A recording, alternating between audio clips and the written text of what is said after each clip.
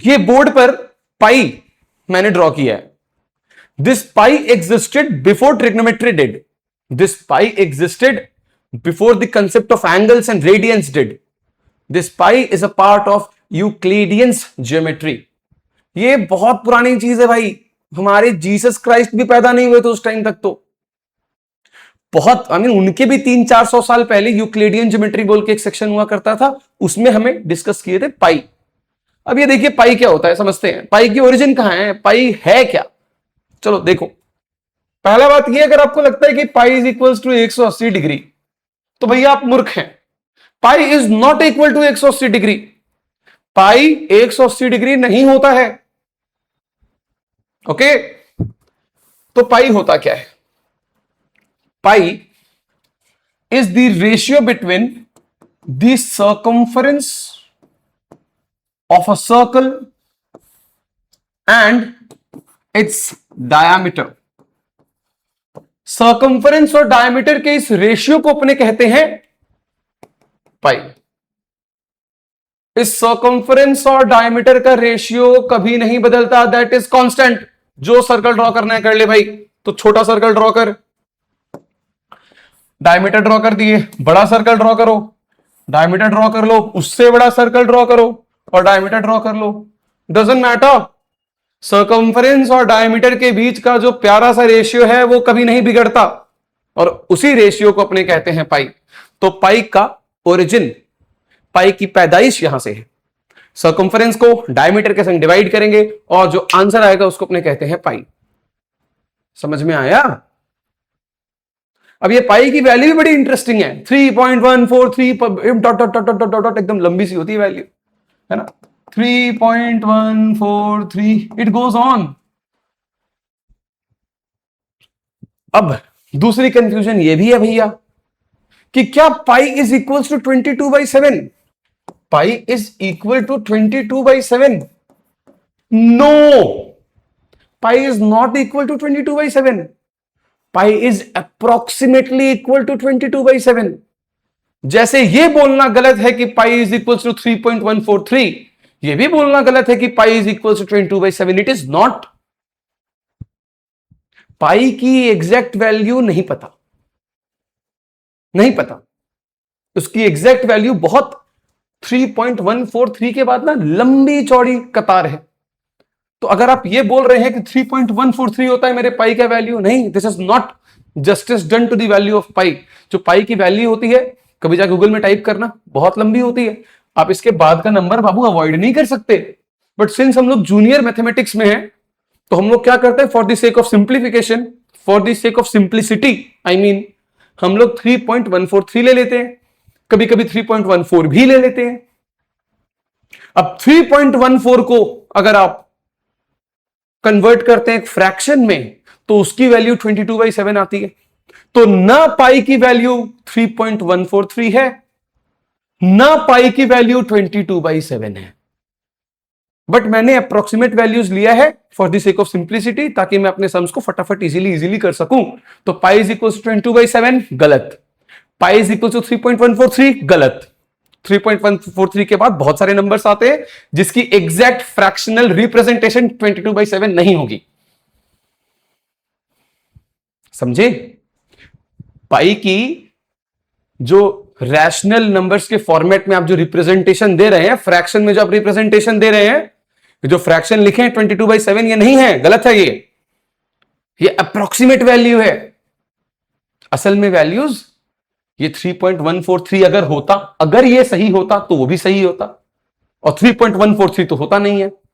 3.143 के बाद भी नंबर्स हैं. तो अगर मान लेते हैं आपके ख्याली दुनिया में अगर पाई की वैल्यू 3.143 होती, तो ये भी सही होता भैया, लो पाई इज इक्वल 22/7. लेकिन ना पाई की वैल्यू 3.143 है और ना पाई की वैल्यू 22/7 होती है. तो let's get this thing sorted.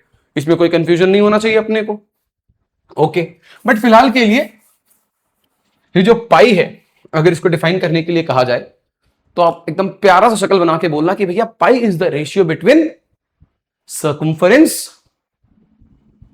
And diameter of a circle. अब ऐसा क्यों है कि ये पाई की वैल्यू कभी बदलती नहीं है। आई मीन ऐसा क्यों है कि सर्कमफ्रेंस और डायमीटर का रेशियो कभी नहीं बदलता है? ऐसा क्यों है कि जितने भी सर्कल्स बना लो सारे केसेस में सर्कमफ्रेंस वर्सेस डायमीटर का जो रेशियो है वो फिक्स्ड है, कांस्टेंट है। रिफ्रैक्टिव इंडेक्स का याद आ रहा है क्या? हल्का फुल्का refractive index for a pair of given media was also constant. याद है? Sine i by sine r always fixed, laws of refraction पढ़े हो? वैसा ही कुछ है ये पाई। सर्कमफ्रेंस वर्सेस डायमीटर का रेशियो कभी नहीं बदलता। क्यों नहीं बदलता है? इसलिए नहीं बदलता है क्योंकि हर एक सर्कल एक दूसरे से सिमिलर होता है। सिमिलैरिटी बोल के एक चैप्टर है क्लास 10 आईसीएसई के सिलेबस में, और सिमिलैरिटी के नाम पर आप लोग को ट्राइंगल्स पढ़ाया जाता है क्लास 10 सीबीएसई में। क्लास 10 सीबीएसई हो या फिर क्लास 10 आईसीएसई हो, कंसेप्ट सेम है सिमिलैरिटी का। क्या बोलता है? वो बोलता है कि अगर दो ट्राइंगल सिमिलर हैं तो उनके साइड्स भी सिमिलर होते हैं। तो अगर ये एक ट्राइंगल है और ये एक ट्राइंगल है, दोनों सिमिलर है, तो इस ट्राइंगल के जो साइड्स हैं और जो इस ट्राइंगल की साइड्स है वो प्रोपोर्शनेट बैठेगी। प्रोपोर्शनेट, समझ रहे हो ना? याद है कि नहीं? अगर मैं यहां पे दो ट्राइंगल ड्रॉ करूं ऐसे और ऐसे, तो this divided by this, this divided by this and this divided by this equal होगा। तो प्रोपोर्शनेट साइड्स होते हैं, प्रोपोर्शनेट साइड्स मिलते हैं अगर दो ट्राइंगल सिमिलर हो तो। अब हमेशा ऐसा पॉसिबल नहीं होता है कि दो ट्राइंगल्स हमेशा सिमिलर हो। एक ट्राइंगल ऐसा भी हो सकता है और एक ट्राइंगल ऐसा भी हो सकता है। क्या ये दोनों सिमिलर है? नहीं है। तो two triangles can be similar, they may be similar, they may not be similar, क्योंकि ट्राइंगल्स में जो सिमिलैरिटी है वो एंगल्स बेस्ड होती है। ये 60-60-60 हो सकता है, ये 90, ये 50 और ये 40 भी हो सकता है। तो एक ट्राइंगल का मजबूरी ये है कि ट्राइंगल हर वक्त सिमिलर नहीं होता। ट्राइंगल सिमिलर हो सकता है, नहीं भी हो सकता है। अगर एंगल्स मैच कर गई तो सिमिलर है, एंगल्स मैच नहीं की तो सिमिलर नहीं है। बट सर्कल्स हमेशा सेम होता है। Similarity depicts the equality of shape. Shape is dictated bye angles. दो ट्राइंगल्स के बीच में सिमिलैरिटी है क्योंकि उनकी शेप सेम है, क्योंकि उनकी एंगल्स की अरेंजमेंट सेम है। Okay, 90-60-30, 90-60-30 similar, 60-60-60, 60-60-60 similar, 100-70-10, 100-70-10 similar. But triangles की सिमिलैरिटी मतलब शेप मैच करना, और शेप मैच कर रहा है क्योंकि एंगल्स मैच कर रहे हैं। और अगर सिमिलैरिटी है तो भैया साइड्स प्रोपोर्शनेट है, साइड्स प्रोपोर्शनेट है। बट ट्राइंगल्स में क्यों डिस्कस कर रहा हूं? क्योंकि आप लोग सिमिलैरिटी ट्राइंगल्स के भाषा में सुने हो, समझे हो। हमारा मुख्य मुद्दा है सर्कल्स। दो सर्कल्स कभी भी नॉट सिमिलर हो ही नहीं सकते। आप एक बात बताओ, आप एक पेज लो आज घर जाके और ना उसमें 4 सर्कल ड्रॉ कर लो। क्या आप इस बात पे अग्री करोगे हमसे कि सारे सर्कल्स की शेप सेम होती है? करोगे ना? क्यों होती है? क्योंकि two circles can't be of different shapes. Shape of the circle is always same. All the circles, possibly all the circles are similar to each other. और सिंस सिमिलैरिटी है और यहां पर सिमिलैरिटी की वजह से the sides are proportionate. Yes, चलो समझते हैं। मान लेते हैं कि ये डायमीटर है, मान लेते हैं कि ये डायमीटर है।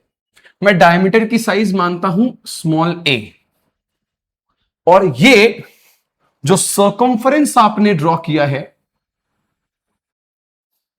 ये मैं मान लेता हूं कैपिटल A साइज। हां, ये था आपका A सेंटीमीटर, ये था कैपिटल A सेंटीमीटर। ये बड़ा वाला सर्कल में जो डायमीटर है उसको मैं मानूंगा B सेंटीमीटर, और इनका जो सर्कमफ्रेंस का लेंथ आएगा मैं उसको मान लूंगा कैपिटल B सेंटीमीटर। और उससे भी बड़ा जो सर्कल है मैं इनके डायमीटर को मान लेता हूं C सेंटीमीटर, और ये जो हमारे पास सर्कमफ्रेंस है इनको मैं मान लेता हूं कैपिटल C सेंटीमीटर। तो मेरे बोलने का मतलब यह है क्योंकि यहां पर सिमिलैरिटी है तो सर्कमफरेंस वर्सेस डायमीटर का ratio in the first circle is equal to circumference versus diameter का ratio in second circle is equal to circumference versus diameter in the third circle. ये तीनों सेम रहेगा क्योंकि सिमिलैरिटी है, the sides are getting proportionate. अब तुम बोलेगा भैया सर्कल्स में साइड होता है क्या? नहीं बाबा, मैं बात कर रहा है वन डिमेंशनल मेजरमेंट का। वन डिमेंशनल मेजरमेंट, यहां पे डायमीटर है, वहां पे सर्कमफरेंस है, जितना रेशियो बनाना है बना ले। सर्कमफरेंस वर्सेस डायमीटर का रेशियो वहां पे, सर्कमफरेंस वर्सेस डायमीटर का रेशियो यहां पे, और सर्कमफरेंस वर्सेस डायमीटर का रेशियो यहां पे सेम होगा। और पता है ये रेशियो की वैल्यू कितनी आती है हमेशा? पाई, आर फेवरेट पाई। समझ में आया? तो आपने यहां पे क्या किया, आपने यहां पे जितने भी रेशियोज बनाए, आपकी ऑब्जर्वेशन ये आई कि सारे केसेस में हमारी वैल्यू सेम आ रही है। और वो कितनी आती है? वो आती है 3.143 ब्ला ब्ला ब्ला ब्ला ब्ला, लंबा चौड़ा वैल्यू है जिसे अपने पाई कहते हैं। नॉन टर्मिनेटिंग डेसिमल है जिसे अपने पाई कहते हैं। तो यही समझाने की कोशिश हो रही है what is pi. Pi is the fixed value that you get after operating a ratio between the circumference and the diameter of what ever circle you want. कोई भी सर्कल उठा ले, उसका सर्कमफरेंस वर्सेस डायमीटर का answer क्या होगा? Circumference bye diameter का answer क्या होगा? पाई होगा। अच्छा, पाई का ओरिजिन समझा दिए, अब आइए समझाते हैं कि पाई इस ट्रिग्नोमेट्री के साथ कैसे रिलेटेड है। How is it? अच्छा, सर्कमफरेंस का फॉर्मूला कहां से आया वो भी तुम समझ जाओगे। यहां पे सर्कमफरेंस है ना, डिवाइडेड बाय डायमीटर, डायमीटर जो कि 2r था, इसको आपने पाई समझा है। अगर मैं क्रॉस मल्टीप्लाई करूंगा तो सर्कमफरेंस का आंसर कितना आ जाएगा? सर्कमफरेंस का आंसर आ जाएगा 2 पाई आर। भैया 11 में हो, क्रॉस मल्टीप्लीकेशन तो आता होगा, 2r के संग पाई को मल्टीप्लाई करेंगे और मेरा आंसर कितना है? 2 पाई आर। होपफुली बहुत सारा कंसेप्ट क्लियर हो गया। अब क्यों सर्कमफरेंस निकालें ट्रिग्नोमेट्री के चैप्टर में, समझाते हैं, 2 मिनट का टाइम दो।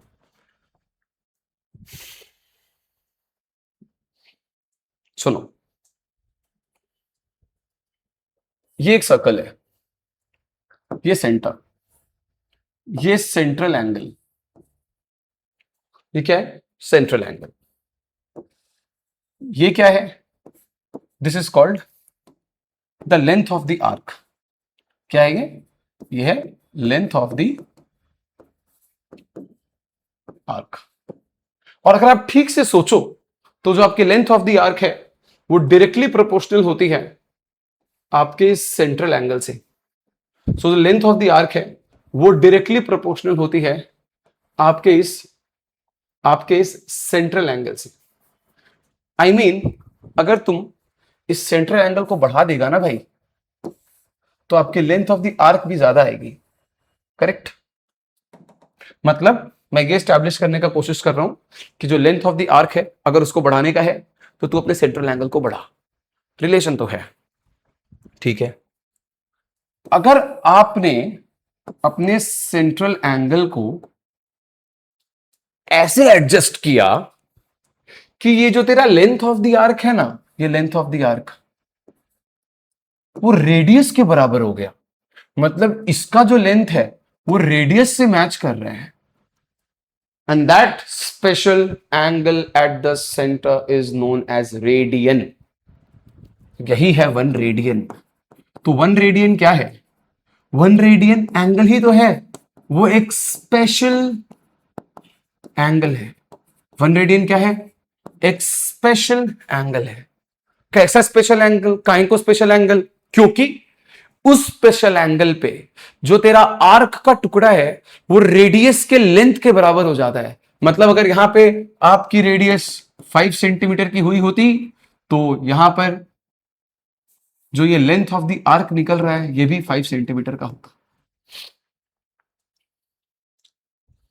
तो आपकी जो मूवमेंट है अलोंग अ सर्कुलर पाथ, या तो वो एंगल से मेजर की जा सकती है या तो वो रेडियन से मेजर की जा सकती है। अब चलो समझाते हैं कि आपका एंगल और आपका रेडियन कैसे रिलेटेड है। ठीक है, सर्कुलर मोशन दोनों तरीके, मतलब दोनों तरीके से समझ सकता है। पहला, एंगल और दूसरा रेडियन। अब समझाते हैं कि जो रेडियन वाली कंसेप्ट है वो कैसे रिलेटेड है। तो 1 रेडियन क्या होता है, एक स्पेशल एंगल होता है जहां पे आपकी आर्क की जो लेंथ है वो बराबर हो जाती है आपके रेडियस से। ओके, चलो समझते हैं। तो अब अपने एक सेमी सर्कल ड्रॉ कर लेते हैं, और इस सेमी सर्कल का फीचर ये होता है कि ये जो लाइन है एक डायमीटर है जो कि सेंटर से गुजर रही है, और ये डायमीटर है एक स्ट्रेट लाइन, सीधा स्ट्रेट लाइन। स्ट्रेट लाइन होने के वजह से यहां पर जो एंगल बन रहा होगा वो 180 डिग्री बन रहा होगा। ये 180 डिग्री की हैसियत क्या है, ये हमारा सेंट्रल एंगल है। क्या हमारा सेंट्रल एंगल है। हम पूछ रहे हैं कि जब ये 180 डिग्री आप बनाए हैं सेंटर पे, तो आपकी लेंथ ऑफ द आर्क कितनी थी। What is the length of the arc over here, यहां से लेके यहां तक जो लेंथ ऑफ द आर्क आप ड्रॉ किए हैं वो कितना ड्रॉ किए हैं। What is the length of the arc like this, it is pi r. This is the length of the arc. कैसे, इसीलिए तुमको सरकमफेरेंस का ज्ञान दिया, समझा। सरकमफेरेंस होता है 2 पाई आर पूरे सर्कल का। आधा सर्कल ले रहा है तो पाई आर बोलना, कॉमन सेंस। पूरे का 2 पाई आर, आधे का पाई आर। तो अगर मुझे पाई आर सेंटीमीटर का आर्क चाहिए तो मैं कितना डिग्री बनाएगा, 180 डिग्री बनाएगा। अब आ जाते हैं क्लास 7 में, 5 साल पहले, 4 साल पहले, रिवाइंड करिए। 5 mangoes cost 40 degree, what is the cost of 1 mango. Question solve किए थे कि नहीं। तो 5 मैंगो का 40 रुपया, एक मैंगो का 40/5, 40/5। कुछ वैसे ही बुद्धि यहां पे लगाएंगे, ठीक है। अगर मेरे को पाई आर सेंटीमीटर का आर्क चाहिए तो हम डिग्री मेंटेन करेंगे 180। मैं कहता हूं कि मुझे सिर्फ आर सेंटीमीटर का आर्क दो ना। I want the length of the arc, I want the length of the arc, I want the length of the arc only to be r centimetre. मेरे को सिर्फ 8 सेंटीमीटर, आर सेंटीमीटर दे दो, only R centimetre. तो मैं क्या करूंगा, 180 degree को पाई से डिवाइड कर दूंगा, 180 डिग्री को पाई से डिवाइड कर दूंगा। पाई आर चाहिए, 180 डिग्री मिलेगा। मेरे को सिर्फ आर सेंटीमीटर का आर्क चाहिए। तो मैं क्या करूंगा, पाई का साइड चेंज करूंगा ताकि 180/पाई हो जाए। वही यूनिटरी मेथड। 5 मैंगो 40 रुपया, एक मैंगो 40/5 8 रुपया। वैसे पाई आर सेंटीमीटर का आर्क चाहिए होता तो 180 डिग्री लेते, लेकिन मेरे को सिर्फ आर सेंटीमीटर का आर्क चाहिए तो हम 180/पाई डिग्री लेंगे, है ना, लेंगे ना। लेकिन अभी अभी हम लोग अपने जस्टिफिकेशन पे ये पाए थे कि 1 रेडियन क्या होता है। 1 रेडियन एक ऐसा स्पेशल एंगल है जहां पर मेरी length of the arc radius के बराबर हो जाती है ना। सही बात है, रेडियस के बराबर हो जाती है।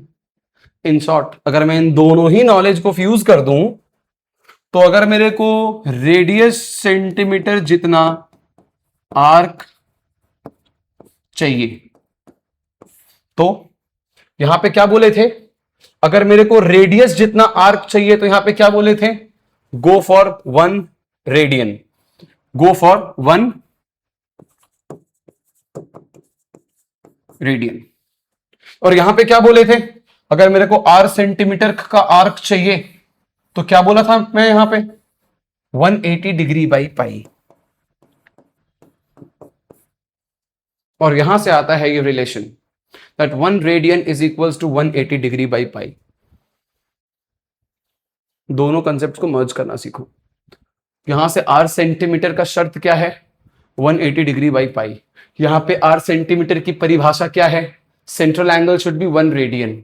करेक्ट, यही बोला ना, central angle must be 1 radian. इन दोनों को मर्ज करो, R centimeter 1 radian, R centimeter 180/पाई, R centimeter 1 radian, R centimeter 180/पाई, मर्ज कर दो। 1 रेडियन का आंसर 180/पाई, 1 रेडियन का आंसर 180/पाई। अब क्रॉस मल्टीप्लाई अगर आता होगा तो समझ जाओगे कि इसको मल्टीप्लाई करना है, इसको मल्टीप्लाई करना है। करेक्ट, अगर मैं इसको मल्टीप्लाई करूंगा, क्रॉस मल्टीप्लाई करूंगा तो पाई इंटू 1 हो जाएगा, है ना, ये जो पाई है ये जाके 1 के साथ मल्टीप्लाई होगा, pi radian is equals to 180 degree. याद रखना मैं आज का ये स्टेटमेंट दिया था कि pi is not equal to 180 degree and it is not equal to 180 degree, pi radian is equals to 180 degree. मासूम है कि मूर्ख नहीं पता जो बोलता है कि pi is equals to 180 degree होता है। पाई इज इक्वल्स टू 180 कभी नहीं होता था, pi radian is equals to 180 degree होता है, और इन दोनों में फर्क जमीन आसमान का है। ठीक है, पाई इज इक्वल्स टू 180 पता नहीं क्यों बोलता है, रेडियन का तब कहां चला गया, मौसी घर? पॉसिबल तो नहीं है, इतना सारा कंसेप्ट है इसके पीछे, है ना। तो आपको सिर्फ इन दोनों को मर्ज करना है, ओके, याद रहेगा। सो पाई रेडियन का आंसर कितना है, 180 डिग्री। अच्छा, 1 रेडियन का आंसर कितना है, 180 बाई पाई। अच्छा, इस हिसाब से क्या आप मेरे को 1 डिग्री का आंसर बता सकते हो? यही हिसाब सोच के बताओ, अगर 180 डिग्री में पाई रेडियन है तो 1 डिग्री का आंसर कितना होना चाहिए? 1 डिग्री का आंसर होना चाहिए pi divided by 180 radian. Radian हो pi is equals to 180 radian. ये आप याद रखना, अभी जो भी मैं आपको बताया वो आपके डे टू डे न्यूमेरिकल्स में काम नहीं आएगा, लेकिन बस काम आएगा तो ये pi radian is equals to 180 degree. So if pi radian is equals to 180 degree, इसका दो मतलब बनता है, एक मतलब बनता है ये 1 रेडियन का आंसर और एक मतलब बनता है ये 1 डिग्री का आंसर। आइए इसको यहां पर फ्रीज कर देते हैं ताकि आप इसको रेफर करना चाहो तो कर लो, और यहां पे मूल मंत्र ले लो, 1 radian is equals to 180 degree by pi and 1 degree is equals to pi by 180 radian. मतलब ये कि 1 रेडियन को डिग्री में कन्वर्ट करना है 180 बाई पाई, और अगर आप 1 डिग्री को रेडियन में कन्वर्ट करना चाहते हो इट इज पाई बाई 180। तो मान लेते हैं कि 5 पाई दे दिया और बोलता है डिग्री में कन्वर्ट करके दे। क्या बोला? डिग्री में कन्वर्ट करके दे। तो रेडियन है ना ये पाई, ये 5 पाई, ये 5 पाई क्या है, ये रेडियन है। और अगर आप इसको डिग्री में कन्वर्ट करना चाहते हैं तो बताइए रेडियन टू डिग्री जाने के लिए यही इक्वेशन चूज करेंगे ना। तो रेडियन टू डिग्री जाने के लिए हम क्या करेंगे, ये इक्वेशन चूज करेंगे ना। 1 radian is equals to 180 by pi, 5 radian I mean sorry 5 pi radian is equals to 5 pi into 180 by pi. Pi pi cancel हो गया, 5 इंटू 180 का आंसर 3600 डिग्री।